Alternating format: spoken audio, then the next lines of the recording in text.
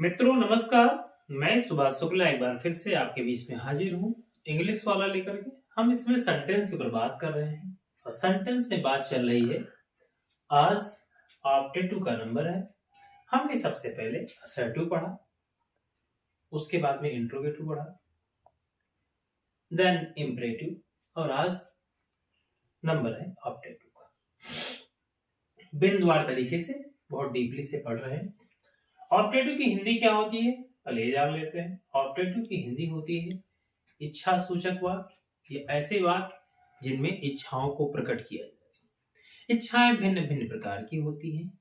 आपको बताने से पहले इच्छाओं को सबसे पहले हम इसका डेफिनेशन देख लेते हैं कि क्या कहता है।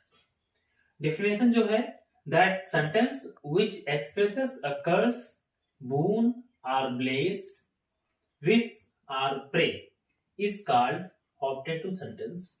आप यहाँ मैंने दोनों शब्द लगा दिया है। बून और ब्लेस दोनों का भाव लगभग में एक ही है। ब्लेस मीन्स होता है आशीर्वाद देना और बून मीन्स होता है वरदान। तो भाव लगभग में सेम है, शब्द अलग है, नो डाउट।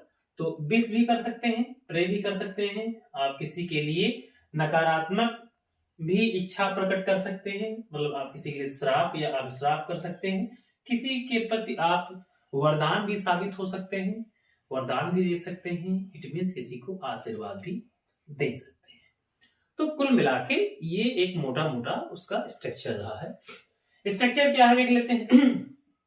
जो इसकी बनावट है, अगर आप ऑप्टेटिव सेंटेंस बनाना चाहते हैं तो दो चीजें आपको विशेष याद रखनी है। एक सबसे बड़ी बात कि हमेशा ऑप्टेटिव सेंटेंस की शुरुआत में से होती है और जो अंत होता है वो साइन ऑफ एक्सक्लेमेशन से होता है। तो सबसे पहले क्या लगाएंगे, मे लगाएंगे, फिर लगाएंगे सब्जेक्ट प्लस B1 और फिर ओ हो जाएगा प्लस एनीथिंग। कुछ भी आ सकता है, कोई जरूरी नहीं है कि और सारी चीजें आए या ना आए, ऐसा कोई अनिवार्य नहीं है। उसके बाद देख लेते हैं वाक्य। अगर मैं आपको वाक्य को बताने का प्रयास करूं तो लिखा हुआ है जैसे मे यू लिव लॉन्ग, आपकी उम्र लंबी हो, आप लंबा जिए। मे यू सक्सीड, आप सफल हो। लिखा है may you be happy in life, जीवन में आप खुश रहें। ऐसा लोग मनोकामनाएं कर सकते हैं, ऐसा लोग इच्छाएं कर सकते हैं आपके लिए। मतलब इस तरह के वाक्य होते हैं, मैं आपको बताने का प्रयास किया हूं।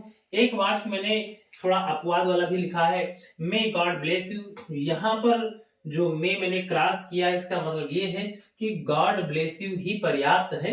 यहां पर मे लगाने की आवश्यकता नहीं है, क्योंकि जो मे है वो यहाँ पे अंडरस्टूड है। अंडरस्टूड मीन्स यहां में नहीं होना चाहिए और होना भी चाहिए। ऐसा क्यों मैंने कहा कि होना चाहिए और नहीं होना चाहिए। होना का तात्पर्य इससे है कि जो मे होता है, मैंने पहले ही आपको स्पष्ट कर दिया कि ऑप्टेटिव सेंटेंस की शुरुआत में से ही होती है। फिर भी ऐसे बहुत सारे वाक्य हैं जहां आप मे नहीं लगाते हैं, आप आगे विश ही लगा देते हैं। जिससे अगर आप किसी को विश कर रहे हैं, सपोज किसी का बर्थडे, तो आप क्या करते हैं, wish you happy birthday to you. किसी की मैरिज एनिवर्सरी कुछ भी है तो हम क्या करते हैं, विश लगा देते हैं। मे कहां लगाते हैं, ऐसा कोई जरूरी नहीं है कि आपको मे लगाना ही है, लेकिन मैंने कहा मे आता है। तो अब यहां पे ये तो एक आई थिंक कॉमन सेंटेंस है, इसमें तो मे आना चाहिए था भाई। इसके पीछे एक छोटी सी कहानी है, मैं आपको बताने का प्रयास करता हूं जल्दी से, बहुत कम समय में। जो ये भाषा आज हम पढ़ रहे हैं इंग्लिश, इसकी जो देन है, जो शुरुआत है, आप जानते हैं कि वेस्टर्न कल्चर से बिलोंग करती है लैंग्वेज। ये आज के डेट में पूरी दुनिया में बोली जाने वाली सबसे प्रसिद्ध भाषाओं में से एक है। लेकिन इसकी शुरुआत आप जानते हैं इटली से हुई। इसकी शुरुआत रोम से हुई। एक शहर है इटली का, रोम। बहुत ही सिविलाइज्ड पीपल थे वो लोग, ऐसा कहा जाता है। बस आप ऐसा नहीं कह सकते हैं कि हिंदुस्तानी सिविलाइज नहीं थे, लेकिन मैं जो बता रहा हूं एक्चुअली इंग्लिश के अकॉर्डिंग। उसके बाद में फ्रांस और इटली उसमें बहुत ज्यादा प्रसिद्ध थे। उसके बाद में क्या हुआ, ये धीरे धीरे ट्रांसफर हुए इंग्लैंड की तरफ, और इंग्लैंड में इसका अच्छे से विकास होता है। ये जब कभी हम विस्तार से बात करेंगे अबाउट लिटरेचर, तो हम और अच्छे से बात करेंगे कि किस तरह से अंग्रेजी का विकास हुआ, लेकिन मैं केवल उस मे के बारे में बताने का प्रयास करता हूँ। तो वहां पे जो बहुतायत संख्या में रहने वाले जो लोग हैं या थे भी, वो क्रिश्चियन थे। क्रिश्चियन में आप जानते हैं कि वो लोग यीशु को मानते हैं, ईसा मसीह को। ईसा मसीह को मानने वाले लोग आप जानते हैं कि वहां पे दो प्रकार के लोग होते हैं, एक होते हैं कैथोलिक, एक होते हैं प्रोटेस्टेंट। तो there are two type of people live there. आज भी दो तरह के लोग हैं। अब तो भिन्न भिन्न आई थिंक देशों से लोग वहां पे जाके रहने लगे। बहुत सारे भारतीय भी रहते हैं, बहुत सारे हिंदू भी रहते हैं, मुस्लिम भी रहते हैं। लेकिन मैं उस समय की बात बता रहा हूं, लगभग में 12वीं सेंचुरी के आसपास, before 12th century, when there is no I think language in those era. तो वहां पे ग्रीक, लैटिन यही सब बोली जाती थी। इसी का मिक्सअप है इंग्लिश, इसी का मिश्रण है कह सकते हैं।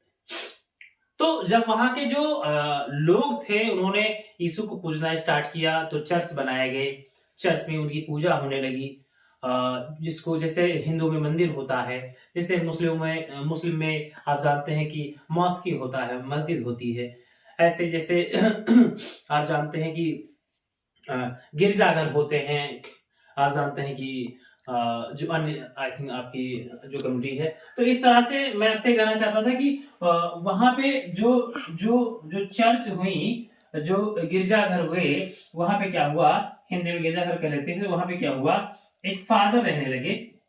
आप जानते हैं हम लोग नॉर्मली क्या कहते हैं कि अपने बच्चे हमको क्या कहते हैं, पापा कहते हैं। पापा जो वास्तविक जो शब्द है वो फादर से लिया गया है। और फादर कहते थे वहां के पोप को। किसको कहते थे? पोप को। तो जो पोप होते हैं उनको फादर कहा जाता है। और ये वेस्टर्न कल्चर से हमारे जो भारतीय हैं इन्होंने भी अडॉप्ट कर लिया। और आजकल देखो हर जो पुत्र होता है वो अपने पिता को आई थिंक फादर ही कहता है, पापा ही कहता है। आई थिंक इसके बारे में भी अलग से चर्चा करेंगे।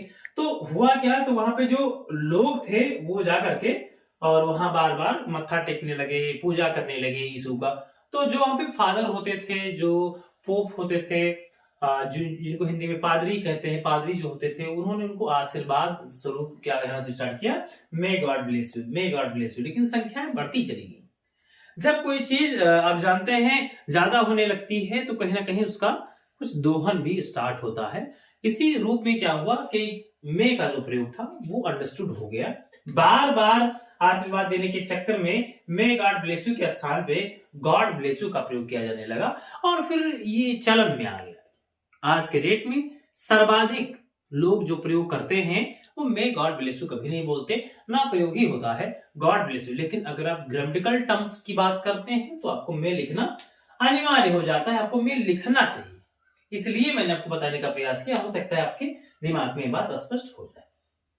आगे आते हैं, थोड़ा और बात कर लेते हैं। जैसे मैंने कहा ईश्वर करे तुम खूब जियो, ईश्वर करे तुम बर्बाद हो जाओ, भगवान करे तुम मर जाओ, ईश्वर तुम्हें बचाए। या आप अगर आप इस्लाम धर्म को मानने वाले लोग हैं तो कह सकते हैं अल्लाह तुम्हें माफ करे, अल्लाह तुम्हें बचाए, है ना। या आप भिन्न भिन्न जातियां, भारत में डाइवर्सिटी है आप जानते हैं। तो आप अगर ऐसे लोग को मानते हैं जो भी आपके देवता हैं, जो भी आपके देव हैं, तो अगर आप ईश्वर को, भगवान को, अल्लाह को, राम को, है ना, कृष्ण को अगर ऐसा करते हैं तो इसकी कोई इंग्लिश यहाँ प्रॉस्पिक कोई इंग्लिश नहीं होती है। आपको इसकी इंग्लिश नहीं लगानी होती है, आपको आगे वाला जो वाक्य होता है उसी को बनाना होता है। लिखा हुआ है ईश्वर करे तुम खूब जियो, तो ईश्वर करे की इंग्लिश नहीं लगाना है, आपको लगाना है may you, sorry may you तो हो जाएगा लिव लॉन्ग। लिखा है खूब जियो, यहाँ पे सॉरी थोड़ा सा गलत लिखा है, तो हो जाएगा मे यू। लिखा है ईश्वर करे तुम खूब जियो, तो मे यू हो जाएगा live long. Okay, may you live long,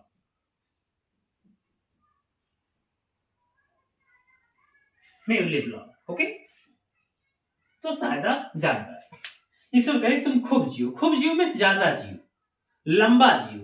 अब लंबा यानी कि लॉन्ग, लॉन्ग मीन्स लंबा, लंबा इट मीन्स लंबे समय तक जियो, तो मे यू लिव लॉन्ग। ईश्वर करे तुम बर्बाद हो जाओ, तो क्या कहते हैं मे यू बी ruined। एक बात और, इसमें आपने देखा कि बार बार यू आ रहा है, बार बार यू आ रहा है, इससे भी थोड़ा आपका ध्यान गया होगा। तो ये याद रहे, अगर इसमें आप कार्य कर रहे हैं तो क्या करना है, आपको मे लगाना, लेकिन आपको ईश्वर का नाम नहीं लिखना। लेकिन अगर सब्जेक्ट, यहां देखो सब्जेक्ट ईश्वर हो गया है, ईश्वर तुम्हें बचाए, भगवान तुम्हें बचाए, भगवान करे आप ठीक रहो, इसमें भगवान करे की मीन्स नहीं है, लेकिन भगवान आपको बचाए, इसमें बचाने का काम भगवान कर रहा है, तो भगवान आएगी। तो गॉड सेव यू। अब यहां मैंने मैं नहीं लगाया, यहां मैं की बहुत आवश्यकता नहीं है, याद रहे मैंने क्या कहा, लगा सकते हैं, ऐसा नहीं कि नहीं लगा सकते, लेकिन बहुत आवश्यकता नहीं है, अंडरस्टूड है, यहाँ पे काम दे रहा है, भाव पूरा मिल रहा है। तो गॉड सेव यू, जैसे गॉड ब्लेस यू ऐसे गॉड सेव यू। एक बात और आपके दिमाग में आ रही होगी कि God save you, God bless you, actually में गॉड तो सिंगुलर नंबर है, तो यहाँ पे वर्ब भी सिंगुलर होनी चाहिए, ये तुम्हारे मन में आ रहा होगा बाकायदा, ऐसा मन में आ सकता है, इसमें कोई बहुत बड़ी बात नहीं है। तो मैं आपको थोड़ा सा बता दूं कि मैं आपसे पहले बता चुका हूं कि जो मैं होता है वो अंडरस्टूड होता है, मैं लिखा नहीं है, लेकिन मैं माना जाता है कि मैं लिखा है।